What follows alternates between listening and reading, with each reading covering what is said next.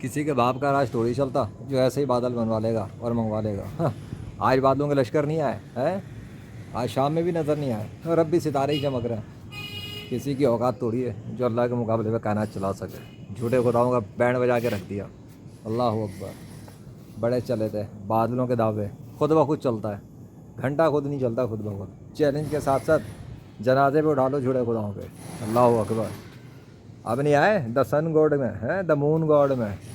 कल क्या हुआ था, लाहौर की वेदर ट्रांसफॉर्मेशन हुई तो पूरी रात में मून की सीरीज़ बनी और दिन में सन की सीरीज़ बनी। फिर चैलेंज भी हो गया और अब चैलेंज के बाद सितारे भी हैं, चांद भी है और किसी के बाप की औकात नहीं कायनात में जो आ सके अल्लाह के मुकाबले पर। अल्लाह अकबर।